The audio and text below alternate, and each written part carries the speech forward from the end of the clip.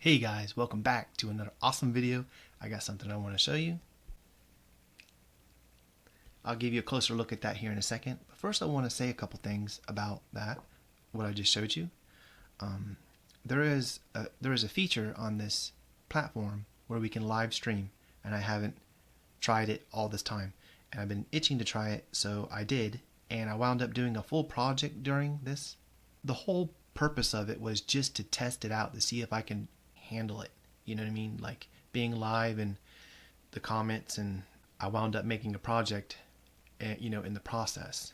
I did 3 streams which totaled 8 hours, so it was quite a bit of time I put on it, but it was super fun. A lot of it was just me doing some nervous chattering, kind of like what I'm doing now. But this wasn't a means to me trying to raise the bar to my sculpting ability. It was simply to test that feature going live. And during the painting part of it, I just totally let the people that showed up for the live sculpting just take control and decide all the painting colors and stuff like that. The very first suggestion was outrageous orange for the lips, and I was like, okay, you want outrageous orange? Outrageous orange you get. So it was a blast. I had an absolute blast.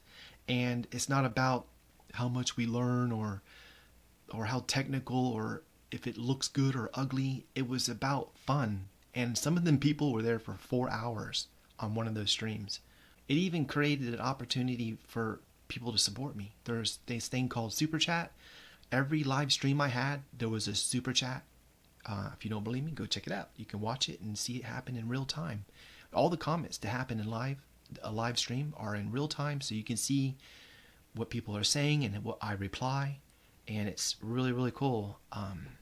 If you haven't seen those, check it out. This pretty much closes up this little surprise project, and I will be doing something else here soon.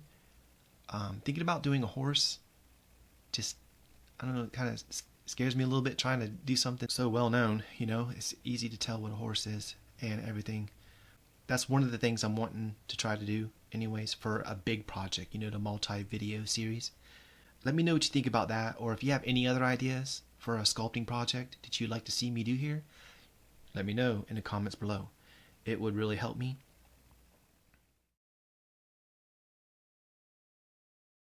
Okay guys, this has been completely baked. I put it in the oven for 50 minutes at 275 degrees. Typically I like to wait a few hours before touching it. You want to let it come to a complete cool, like room temperature, because the clay is extremely brittle when it first comes out of the oven. I mean, it's hard and rigid now, but it doesn't gain that strength until it completely cools. It'll just all come apart if you mess with it while it's hot. So the general rule of thumb is to wait until it's room temperature. What I like to do is wait until the next day before even touching it. So what we're going to do here is we're going to separate it from this marble and take a look at the back of it. You can see where this plastilina clay has kind of like melted out. That was really easy. Now I'm left with this mess here on my marble. That's plastiline and paint. We're not going to worry about this. We can clean that off later. Cool thing about marble is you can stick it in your sink and kind of wet sand it and restore the surface if it gets messed up or whatever. Let's take a closer look at the back here and see what's going on. Like I mentioned, it has that plastiline clay still on it. So I'm going to just kind of gently scrape off what I can on here. I'll just stop up the sink and put a little bit of water in there and clean this with some Dawn. And then I can see what I need to do after that. Right now it's a mess, and so let me go get this cleaned and I will be right back. I'm wearing gloves because I'm fixing to mix up my 2-part epoxy, but let's take a look at this, how this cleaned up. It looks pretty good back here. It's really rough right here on this side, but everything else looks really good. You can see there's a recess where the armature is, and the polymer clay sticks out further. I don't know if I'm getting a good angle. Maybe that. It's shallower on this end, but thicker on that end. You can see that right there. down here at the bottom is where we're looking. It is sticking out. The reason that is, there is a layer of clay in between the marble and this armature. That's what caused that gap. So I'm going to be mixing up some 2-part epoxy sculpt. That's where I'm wearing the gloves. And I'm going to work it in here and around these areas right here. Normally I'd only put like a piece of fiberboard or something, trace along the flat areas and cut me out a piece of fiberboard, you know, and be done with it. But in case you don't want to do that, I want to show you how to kind of make this more stable. And I'm using epoxy sculpt. That way I don't have to put this back in the oven. It'll cure just through time. As a 2-part mixture, it hardens like a chemical reaction. I'm going to set that to the side and get me out some epoxy sculpt. I don't know if epoxy sculpt has a shelf life or not, but mine's got some funky stuff. Usually just scrape off the top of it. It still works. It's just, it gets this residue on top of it. It looks kind of gross. I'm pretty sure this is not intended to be kept for years and years. I've had it for years. I'm not using it very often. So maybe that's what it is. But you want equal amounts of these 2 parts, or as close to equal as you can get, and mix it thoroughly. It's best to start with the least amount and work your way up. That way you don't waste any of it. See, I'm adding a little more. I'm making sure that's the same amount too. So between all of this, I think I have plenty. So just mix this up. Wearing the gloves for protection.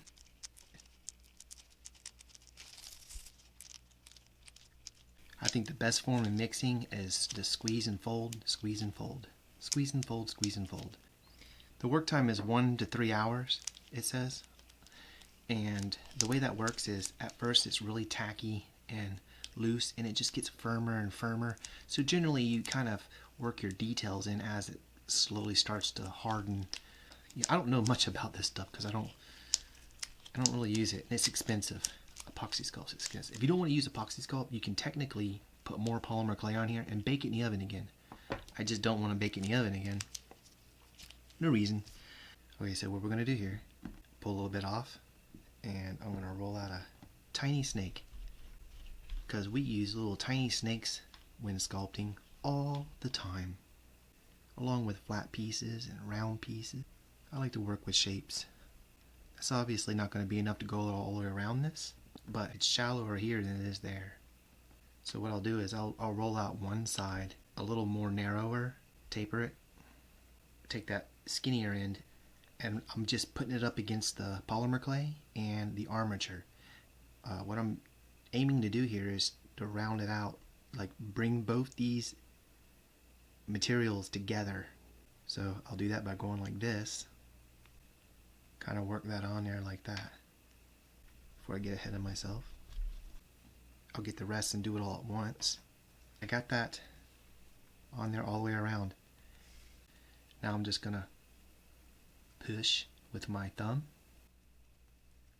We don't need no fancy tools right now for this, and it's okay if this kind of comes out a little further, because you can put sandpaper down and drag it back and forth, which I'll probably do. It makes bonding the fiberboard onto here a little easier.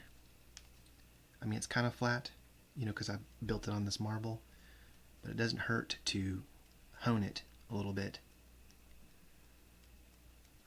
The inside part here doesn't need to be very fancy or anything either.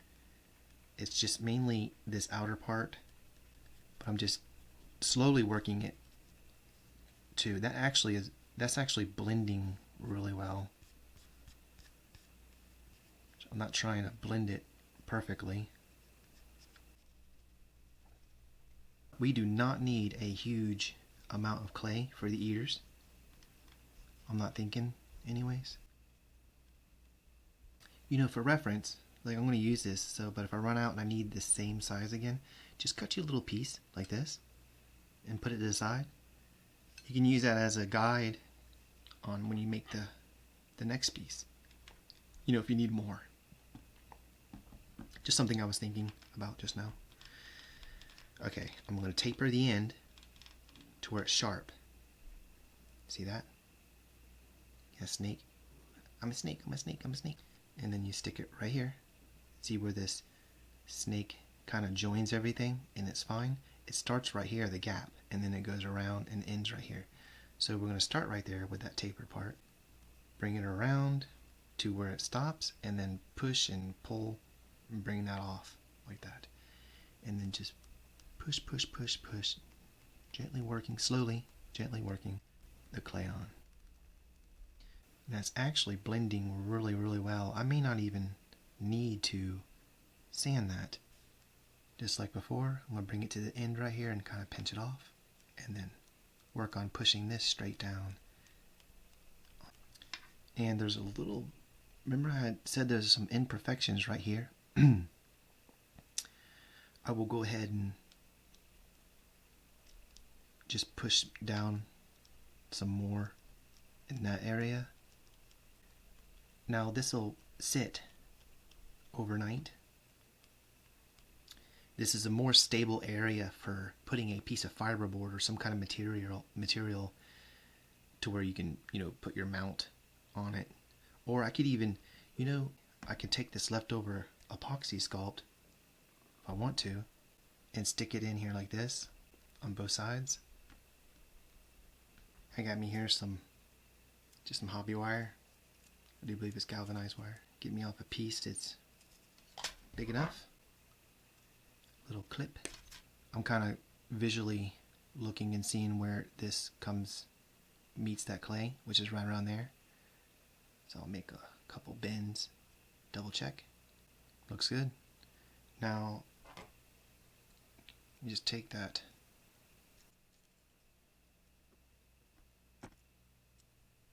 what I'm shooting for is the eye hole, the loop, so to speak. Double check it again. That looks good. See that? So I'll clip off these excess pieces. I'm going to hold it right here and take a look at it and try to pre-shape it.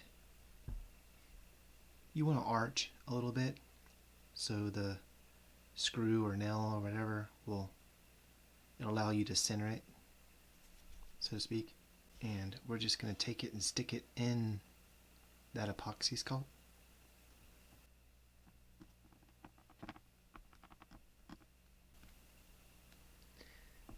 Stick it in there and then bunch that clay around that loop, that eye pin.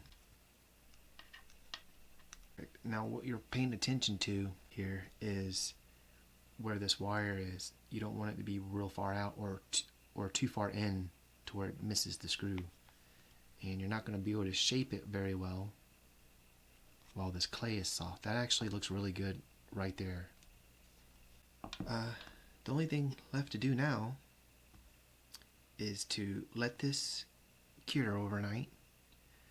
It says it's completely hard in 24 hours, and then we'll sand the back of this and either paint it, do some touch-up paint.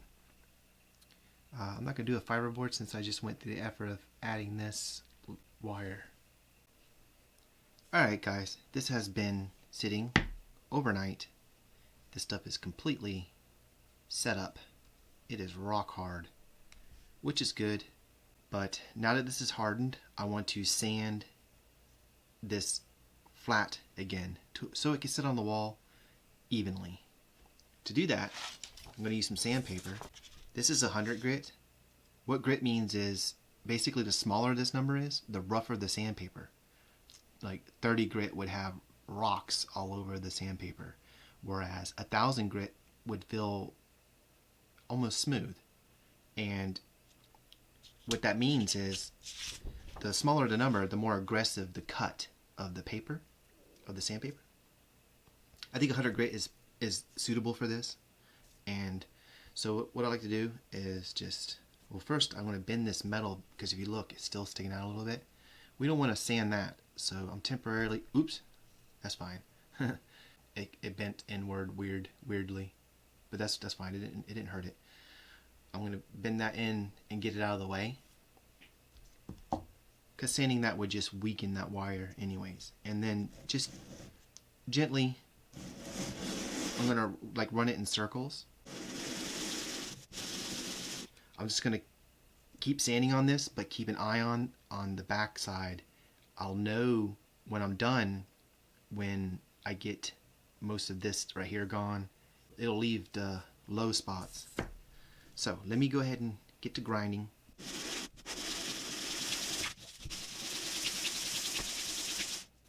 You want to check on it here and there. Make sure everything's going okay. See how this is doing right here? That is evening out with the rest of the other. It's looking really good.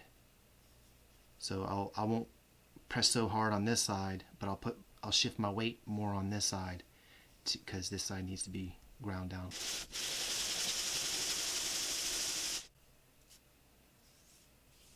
That's looking a lot better. See, even this clay right here has become flat now, and we just want this to be flat. That's all. All this right here looks pretty good. It's mainly this side. When you're sanding something and you want to place emphasis on one side or the other, holding it like this will place all the weight on that side, and that is the correct side. I sometimes tape the sandpaper down. Taping the sandpaper down helps it from moving around, obviously. Okay, now look at this. That's what I was talking about. You're starting to see the super sculpting there, and a mixture. It's like a marbly mixture. That's because you had a lot of high and low areas prior to sanding it flat, and this is the result. You always get some weird stuff like this, but you can see even on this side, you can see where it's kind of tapering, because if you remember back, this was very shallow and this was deeper. So this is exactly what we're looking for. This is still 150 grit, but it does feel smoother, less aggressive, which is kind of what I was wanting anyways. I like to fold it over my finger or something like that, and we're just lightly. That's going to take the paint a little bit, but that's fine. I'll repaint this, the backside anyways, and touch up the front. You know, this probably doesn't even need it back here because it's not even visible, but it's an issue of it feeling complete. You know, you want your project to feel complete. It's okay if we put work back here. And I'm not trying to like re-hone the ear and reshape it. We're just focused on the edges of where this meets, because when you paint it, you'll see that. Remember, the prep work that dictates how nice the paint job is going to look. But I can just go like this, and that's actually looking really nice. Okay, that's really nice. Let's take a look and compare here. I don't know if you can really tell on this camera, but this is really, it looks way better than this side. This is lumpy, it's lumpy in there, and it's just, it'll look better. The very last thing I would be doing is to protect the paint by sealing it, and I use this product to do that. It's Bullseye Shellac from Zanzer. I get this from Lowe's. It's not very expensive, and it lasts forever. It takes a very little bit to do the job, and if you have your own thing, that's cool, but this is what I use. I'm not going to show this sealing this. Same with touching it up with the painting, because I've already sealed plenty of things on this channel. I'll link something in the video description where I sealed like maybe that butterfly vase. I did that outside, so it's a good demonstration video on how to seal something. Well guys, that pretty much sums up this video. I really appreciate you for taking the time to watch this. All I'm doing now is just touch up paint on the front, and I'll be repainting these areas off camera. If you want to see me paint this, I have a 4-hour video where I streamed painting this. Trust me, it's all you can handle. I am not going to paint this on camera right now. But anyhow, like I said, I really appreciate you for checking this guy out and for hanging out with me. It sure means a lot. And until next time, I will see you all here again soon. Thank you so much for watching. You guys are all awesome. Say bye-bye, everybody. Have a happy, wonderful day, and stay colorful. That's cheesy.